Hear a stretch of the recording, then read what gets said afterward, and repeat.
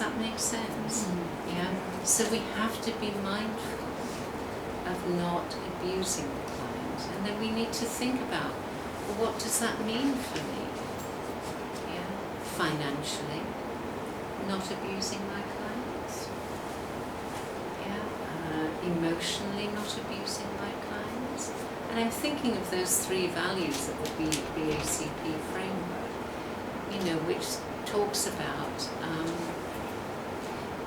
being of beneficence. It's all for the benefit of the client. Yeah. We have to bear those things, but even then, it's not clear cut. So it would be epistemological after I've done level 7, but until I'm a student, I have to follow certain rules.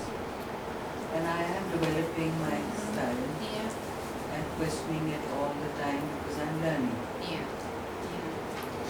Well, in terms of your model of working that you're developing, this is an integrative model. Yeah, that's the title of the level 5. Michael has been working with you on embodied work, and where touch comes into it. And the rules have changed now. But I see very much from where you're coming from, because I think that initially we very much learn that you can't touch a client, right? Like really, like stay at a distance, right?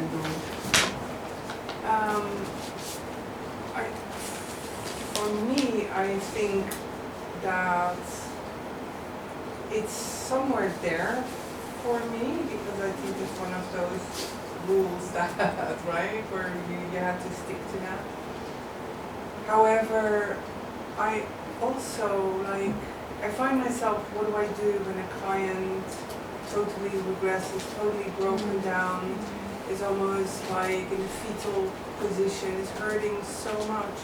What more can I do than, sit close to the person and put my arm around him and just be there with him?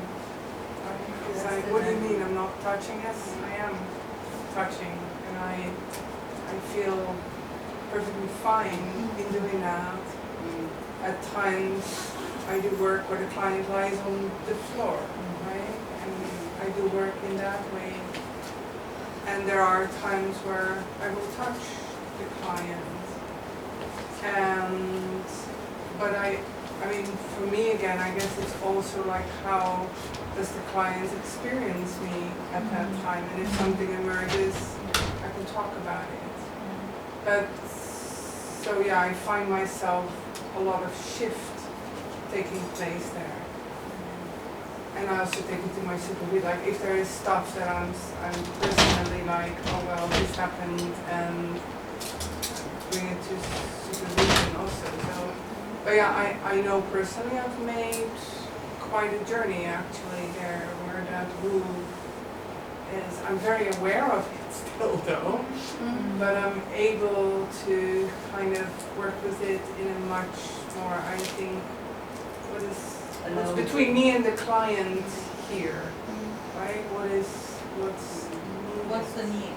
Yeah, and it's like I don't find myself so tight anymore to the rules. And that's me. Allow that work Yeah, to just come do in a as lot. well. Whatever happens, and even if something would emerge, I'll work with it. Here's a good research topic. Yeah, that would very Yeah, interesting. touch in therapy. Yes.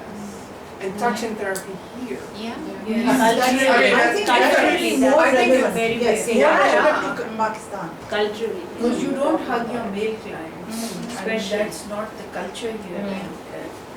But my personal experience, which I took into supervision also, was this one particular client who wants to hug me every time she comes in for therapy, and now would like to even hug me when she's leaving. Yeah. It's just a very, a nice, quick, warm hug.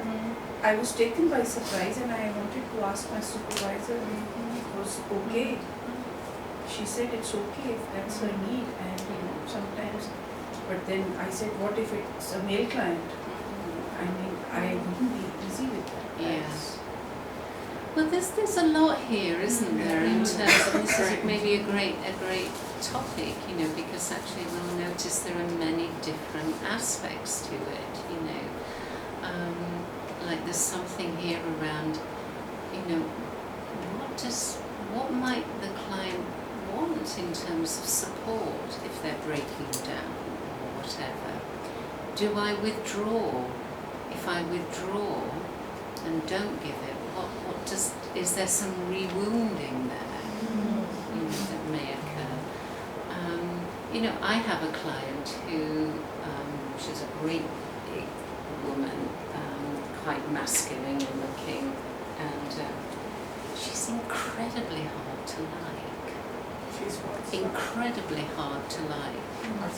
I've been working with her for quite some time, and we go round and round in this thing of like, she's really quite hooked into how unloved she was.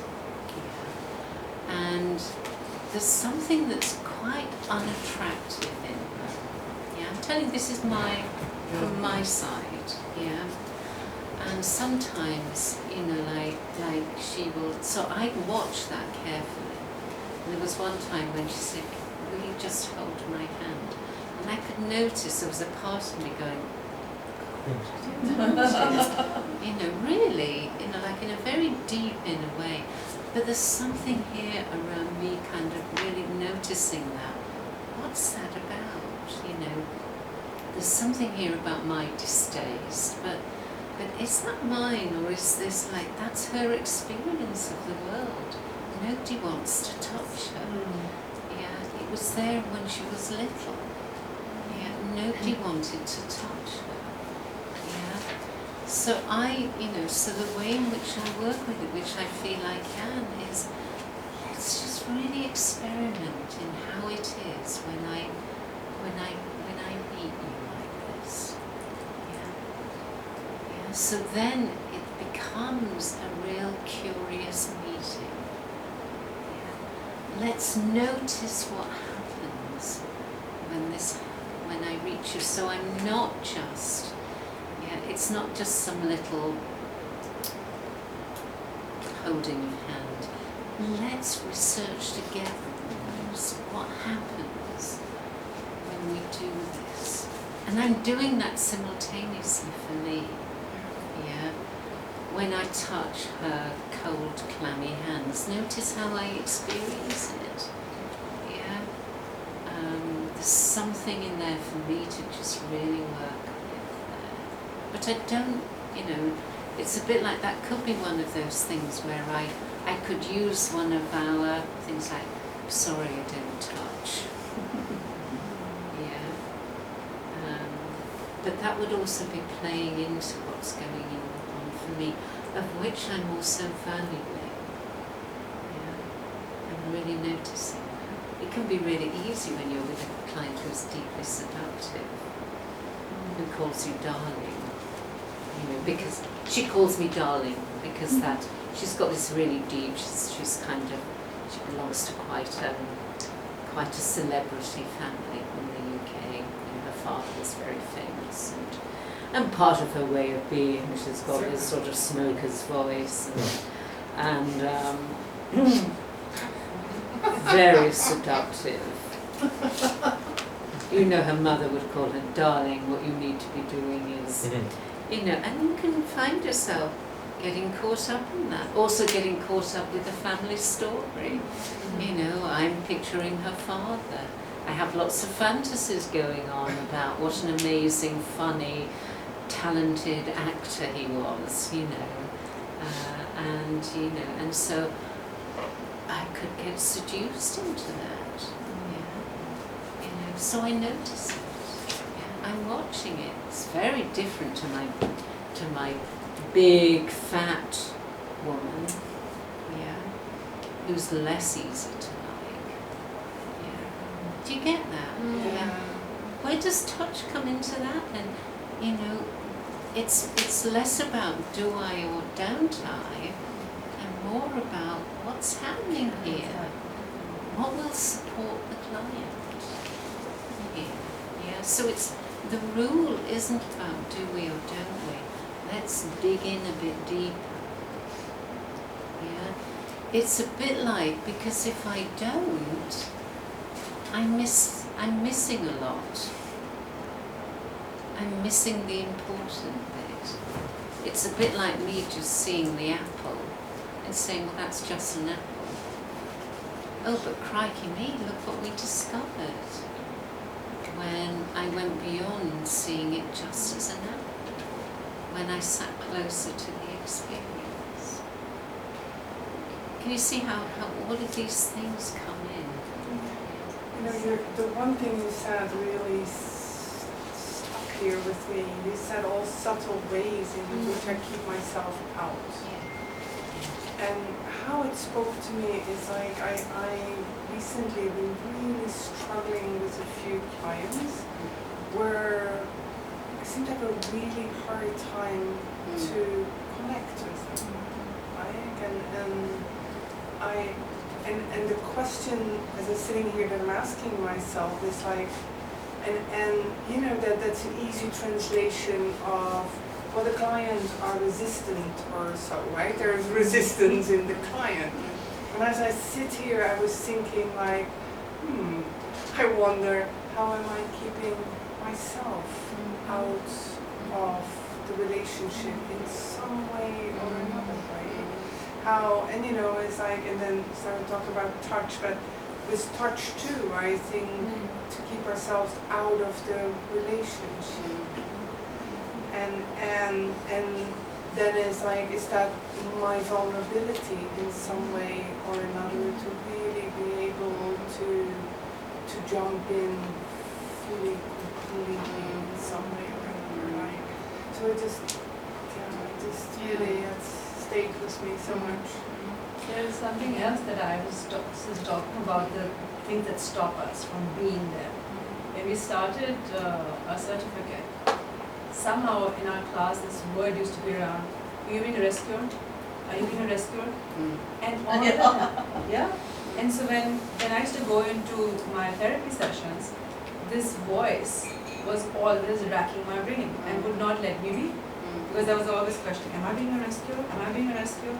It just became like a mantra sitting there.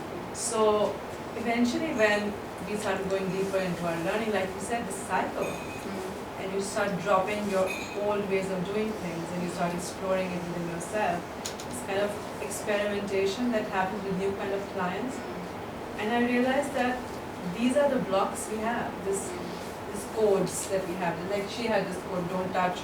It might be stopping beautiful work she could be doing because suddenly she's trying to stop and go. And I think clients do pick it up. Actually, I feel yes, they do pick it up.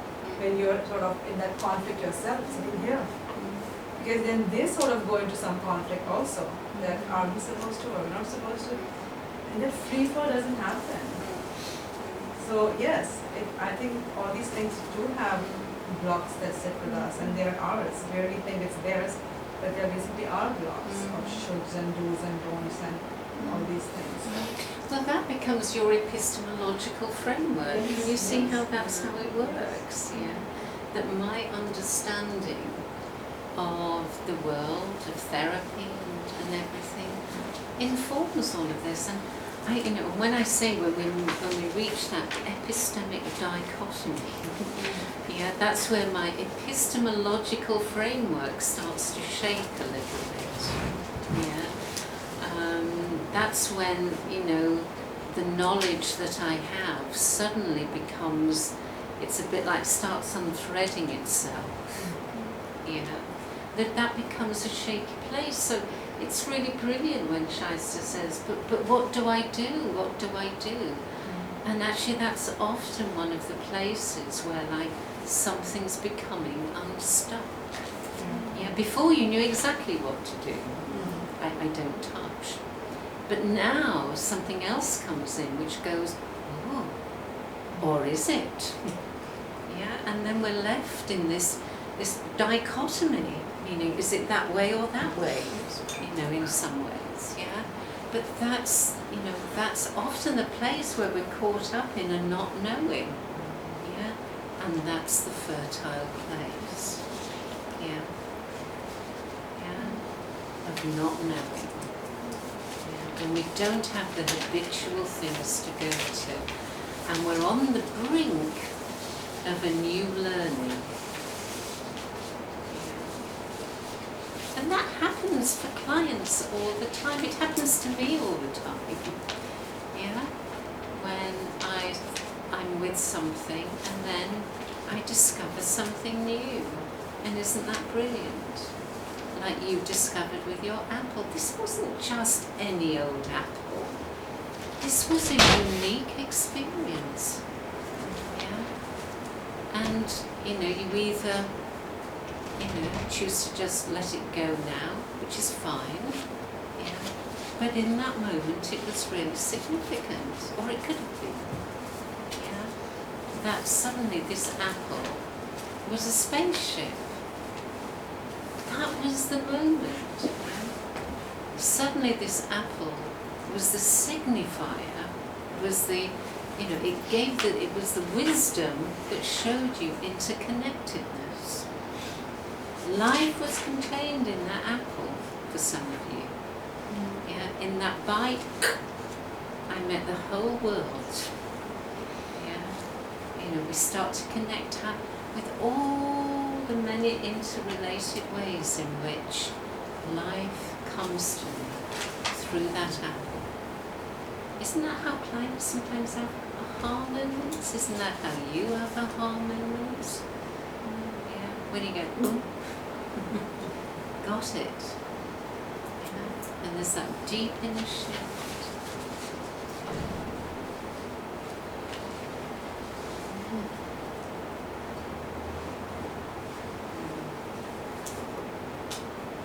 This is what our work is often about, isn't it? When we ask that question, what is a good outcome in therapy?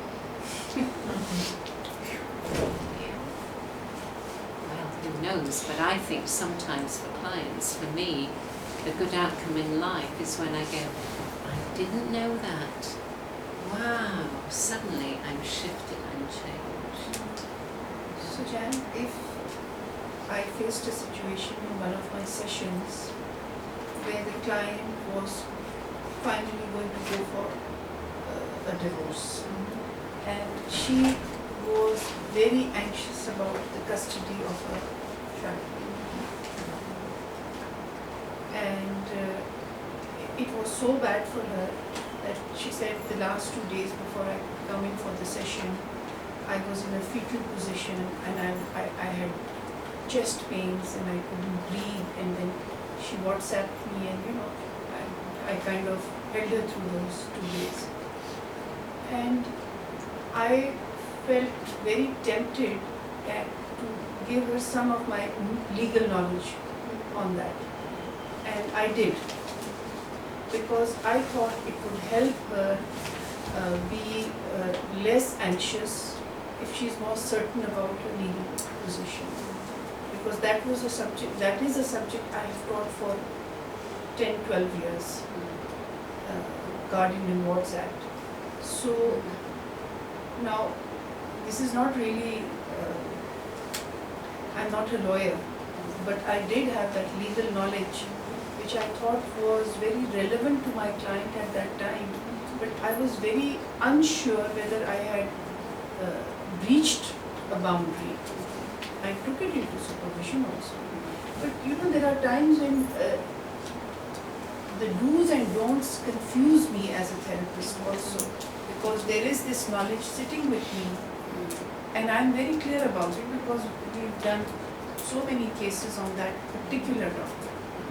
And here is this client who is so distressed, and I felt that by imparting, because she did have an appointment with a lawyer, but I just felt maybe it was my need, and it was definitely her need too. So, how do you see this? There's many different threads to this, aren't there? And I guess one question to kind of just pose is, will it serve? Yeah, will it serve? So the information that you shared, did it serve? She started breathing better right there and then. She was kind of, she relaxed, her shoulders became relaxed, her breathing became relaxed. She came in clutching her side, and by the end of the session, because it was something she was carrying, she felt she might lose her child in the custody proceedings or in the divorce proceedings. So I think it helped her. I'm quite sure it helped.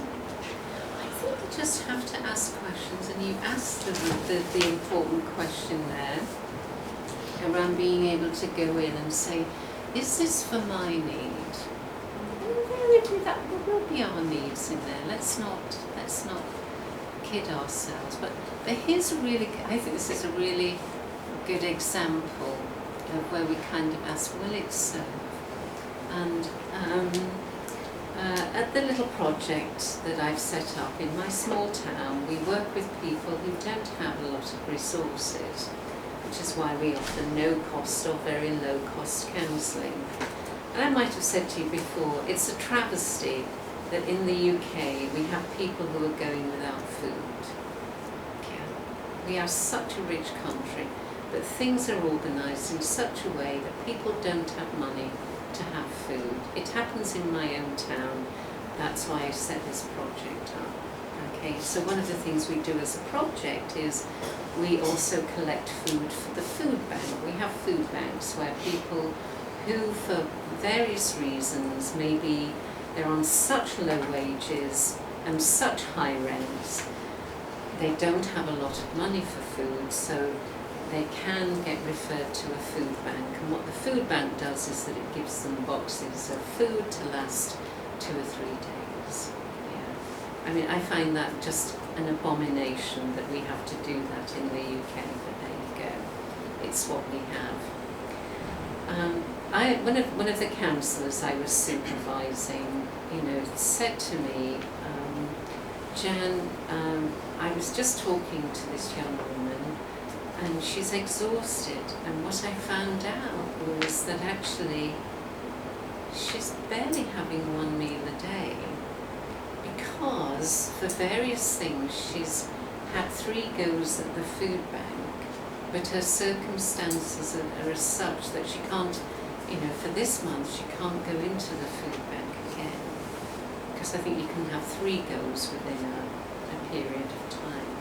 And she said, but this woman's not able to concentrate, So I just said to the council, well, that's easy, isn't it? We can solve that one. So I went out and bought some shopping, and then I said to the councillor, let the person know that at East Wing, my project, we carry emergency food. Take her some food. Yeah, that was me being very pragmatic. You'll notice I said it came from East Wing. Yeah. But I'm still responding therapeutically there. Yeah. What will serve in this moment? Yeah, for me, therapy's not going to feed her. Like, who the hell do we think we are? That's not going to feed her. But what does this woman need right now? Something that I can do. Why? Because I've got enough money to buy a few spare cans in my weekly shopping to put in the food bank. Yeah? It's a pragmatic response. Some people would say that's not an appropriate response. I'm just holding my own and saying, that's what I did, okay, on behalf of the project. Was it therapy? I responded to what was required in the moment. Yeah. Was it helpful for her self-esteem? It allowed the counsellor and her to talk about these things, about what it's like to ask, and even more so, what is it like to just be given? Yeah. What does that raise? Yeah. What does it raise to be given? So there's that, okay. One of the young student counsellors heard this story, and he just thought that was such a great way of responding. I'm probably quite idealised by him, but but he was really impressed. So, he works with a client, a woman, who's used up the food group. And so, without saying anything, he goes off, buys a bag of shopping, and takes it round to her house. And he came and told me. Did he do the right thing?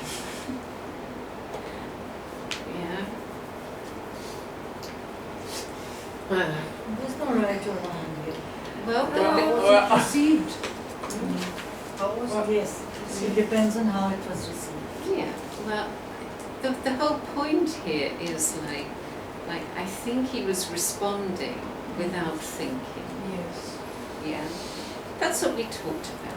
It was like, it would have been good for him to talk about that in supervision. I'm actually not his supervisor.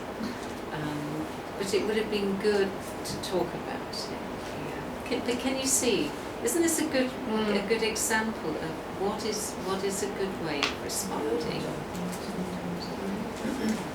Who knows, yeah? However, one of the things that was kind of missing in there was some self-reflection, yeah? Was a period of time to think it through. Can you see? I don't know, what do you think in relation to that story? See, you and him, you cannot be on the same level as far as, self-reflection or maturity or whatever you call it. Is that so? For me, yes. Obviously, it is probably a student or learning or whatever. You're like 30 years into that thing. So, a lot of things come to us, or come to me naturally now, that didn't come to me in the first year or so. So, I'm looking at it from that perspective. That, he was just emotional about it, wanted to help. His intention was reasonably good, even pure to some extent.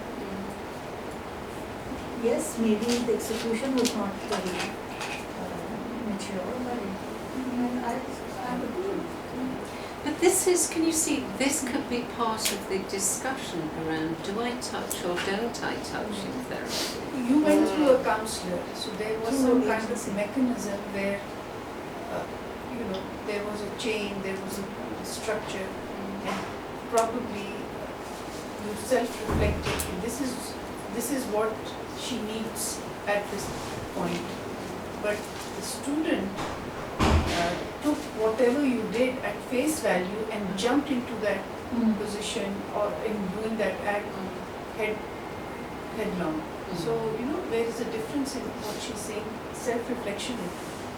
Process intention. I understand, but I'm saying, does he have that capacity or that capability for that kind of self-reflection? That's what I'm asking. What comes to me is he's not here. I have no idea what he's thinking or doing and why. What you narrated was your perspective and your opinion, and that is what came to us individually. Yeah. But frankly, I cannot say what he did was right or wrong. I don't know what he did and why he did it. So it's only at the face value what is coming through to me. That's absolutely true. That is, and that's really important to acknowledge. He and I spent some time with that around it, because, and it was a bit of it was a bit like the Kalamazoo Sutra. He heard it and kind of executed it without pondering the details of it, and it was. It was inappropriate. We talked about the inappropriateness of it in terms of a boundary, which was to take the shift from his work from the therapeutic space to somewhere else. There was a lot of reflections here. So when I we wonder talk how the of clients kind of, how it impacted his work with this particular. She was a little embarrassed. Okay. was, and she was a little embarrassed. So then it comes back to my body work question, because some guru up there can say that was inappropriate and not proper, whereas it may have been totally beneath of the time. when it was happening. So that is my query all Yeah. the time, Yeah, of not only body work but many other things that Absolutely. I do. yeah, I like strapping up, I mean, Yeah. in a Yeah. therapeutic session Yeah. I sat with the Scotch tape and yeah, strapped up, and then 10 people could yeah, have different opinions yeah, on that. yeah, So that question, as you said, it's a dichotomy yeah, which will probably take me Yeah. somewhere. But yeah, it's a definite question that there's a guru up there sitting there who is going to make up their Yeah. mind in yeah. yes or no. Well, the big question is, who is the guru? Who is, well, What maybe, you're saying? well, you know, well, but like, well, and well, in this case, the teacher is saying, is throwing it right back and saying, what is your inner, it's the development of your own inner stuff. That's the Kalamas Sutra, yeah. And like, you know, even with the student counsellor, you know, whose work, I don't supervise his work, but I know him just through being, you know, he's part of the group that we set up, and I have many conversations with him. It's a bit of a mentoring relationship probably, but I deeply appreciate his work, and I think he is very pure of heart, you know.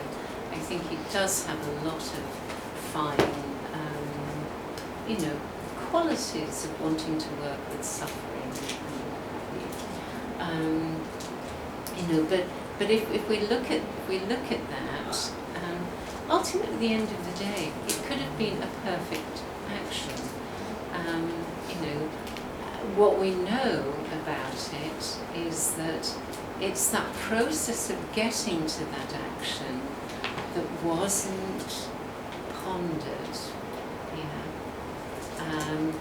He'd heard the idea from the sage, let's say, yeah, and applied it, yeah, rather than querying it and asking, is this so? Is this right? How does this fit into my client's story? You know, a whole bunch of variables there, you know, that were maybe not kind of questioned. Also, what wasn't questioned was his own impulse to do it. And part of his impulse was to please me. Oh, okay. Yeah, we talked about it, you know, like, because, you know, so we, you know, that's what we processed, you know, that he wanted to do it like he thought I would do it, yeah, based on that small example.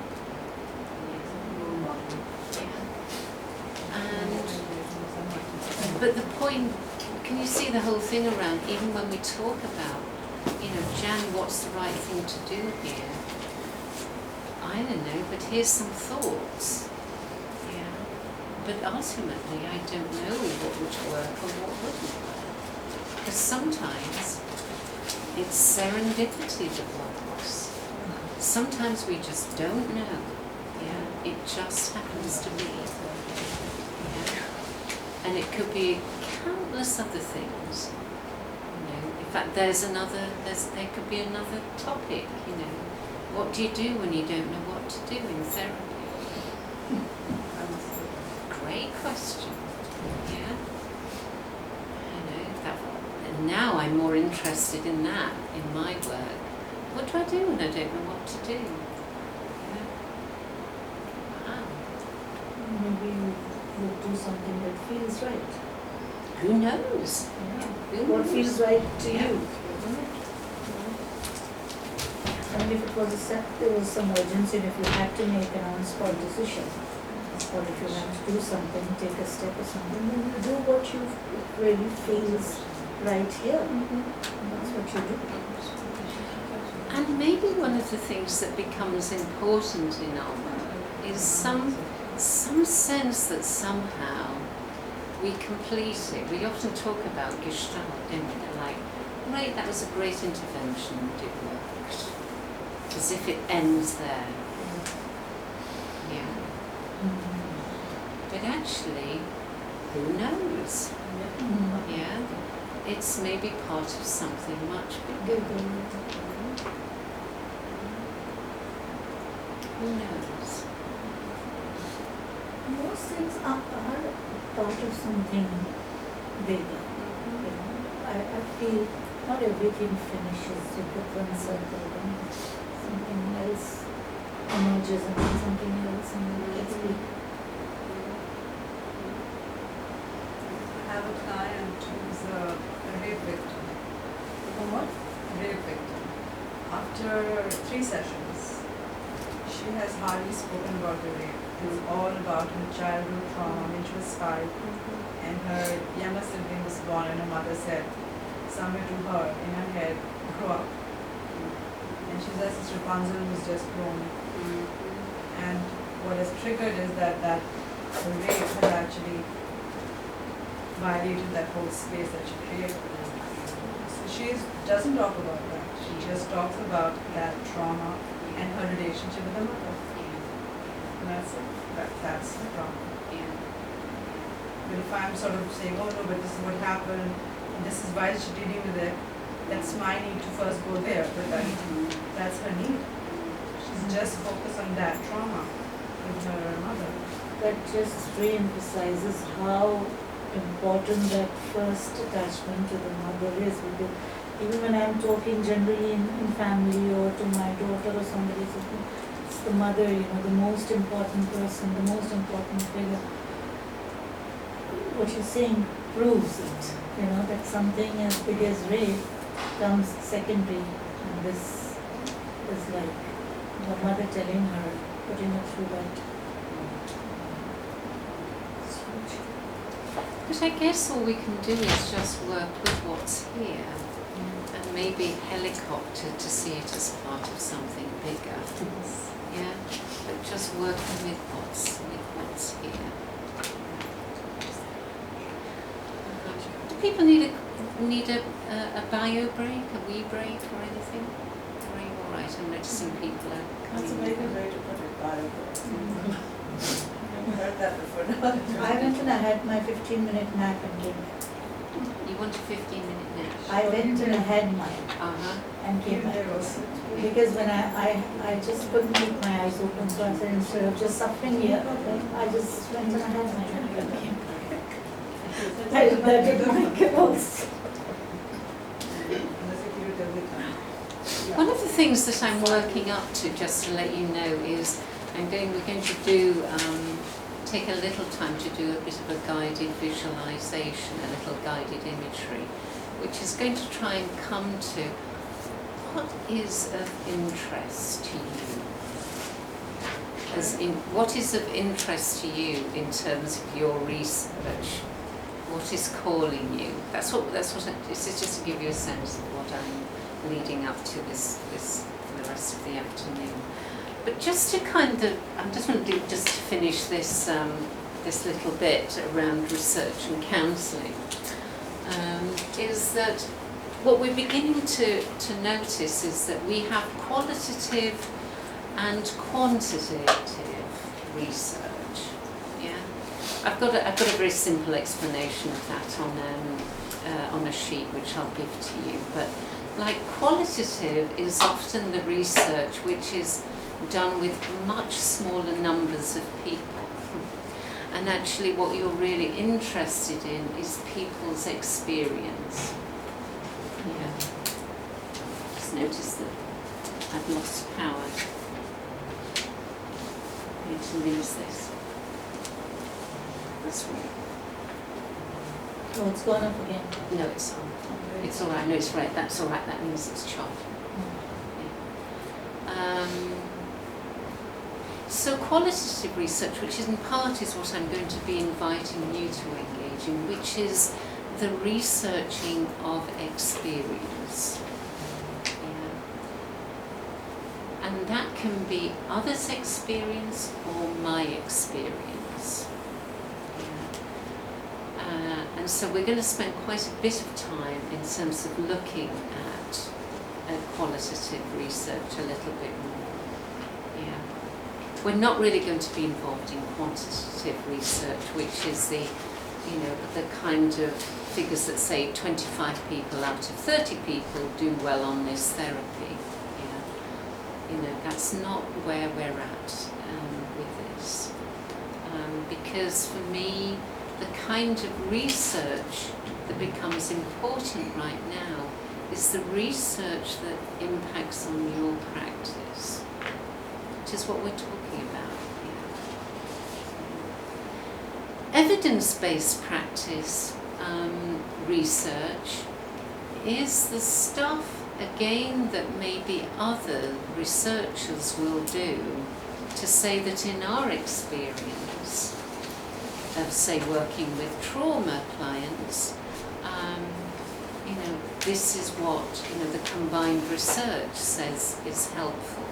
And some of that might be heavily quantitative based, or it may be qualitative based as well. But if you like, this is the evidence that you will read in books, or that you will go on trainings to, that say when you use this technique or whatever, it can be a helpful intervention. Yeah? So in other words, this is the research that you take, bring it into your practice and apply it. Yeah? We will be focusing much of our work on practice-based research, which is the evidence that comes back, from practice, from your practice, or other colleagues' practice, that you can utilise. So it's like, it's the, if evidence-based is the stuff that comes from without, that I can apply and utilise, practice-based is the stuff that comes from my boots upwards, and I share.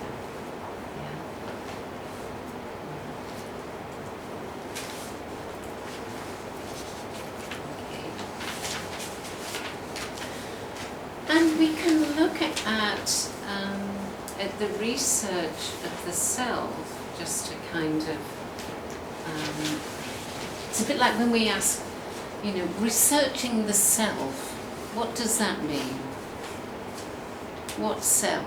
Like if you go and do research with clients, like what aspect of their self are you going to consider is important? What do I mean by that? Are we concerned with their somatic self? How the person experiences their selves from the body, from their somatic experience. Not long ago, we were not really working with somatic experiencing, were we? What was interesting, in my very early training in the 90s, that was part of it. But it wasn't considered evidence-based enough, if that makes sense. Are we concerned with the emotional self? Meaning how I experience affect, my emotional experiencing, my feeling self from my emotions. It's really helpful thinking about this, isn't it, when we think, when somebody expresses themselves, what are you recording here? It's probably a mixture of everything. But the somatic self, the emotional self, the representational self. This is maybe the stories that I tell about myself. How I narrate myself, how I represent myself. That could also include the symbols that I use for myself.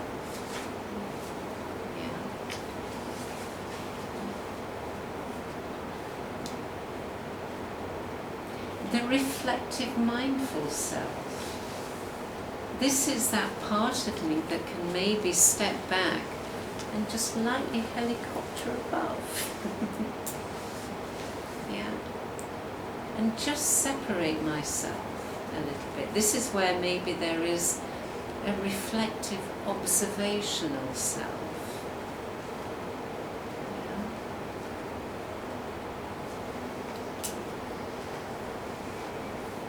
And the transpersonal self, this is maybe that spiritual part of me. Yeah? The stuff of it, particularly if I can frame an understanding of myself beyond ego. Yeah? I have an ego self, but actually what about this other part of me that maybe has a much more spiritual dimension to it? Does that make sense?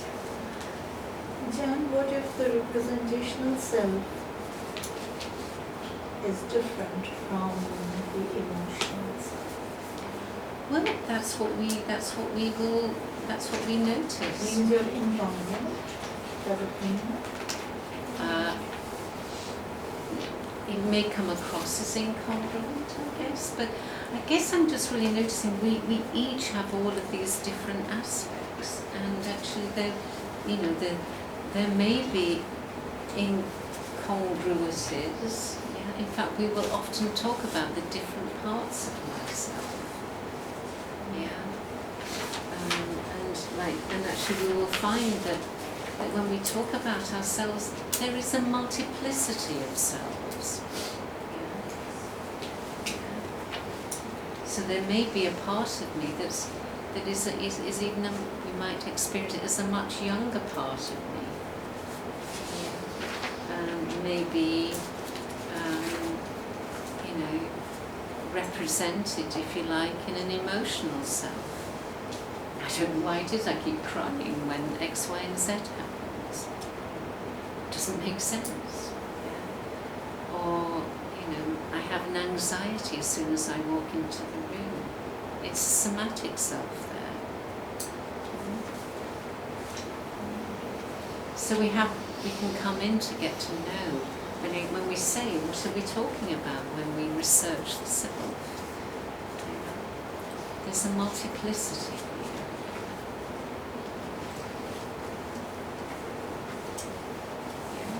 So it may very well be that your research may focus more on a somatic understanding. It may focus more on a symbolic understanding. It may focus on mindful approaches.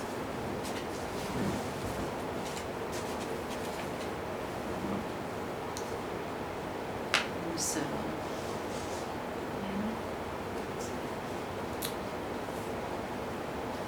So there's a lot here. I'm just, again, what you might say is, oh, Jan, you've just gone and thrown the apple cart over. I thought I was going to work with X and now I don't know what I'm working with. Yeah. Great, let's think about it. Good, let's think about it. Yeah, let's have clarity. What is it that you're doing in your practice?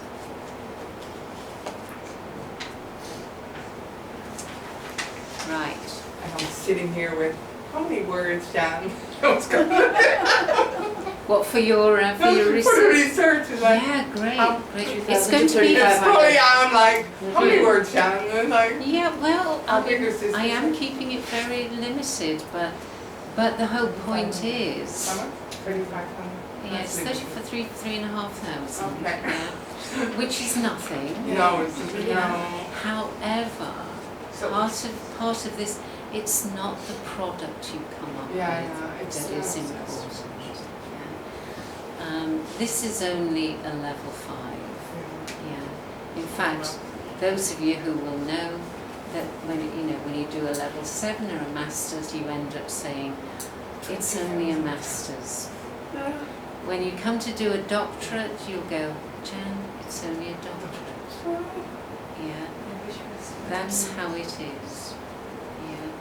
That's how it is. Yeah. Part of this work is it's not about the product. Yeah. The product will be just what it is. Yeah. But it's more about the process and something else of which I'll be sharing more of. Yeah. Great. Yeah. Do you feel like you've been dragged along on this little journey Yeah. where we think, great, we know where we are, and then we go, whoops, and then we go, oh, right, now I know where I am. Right, now I don't know where the hell I am. It's where we, yeah. But but if we can just keep this staying on, because actually what we're experiencing now is also a research process. In other words, this constant discovery. Yeah. And we will be looking at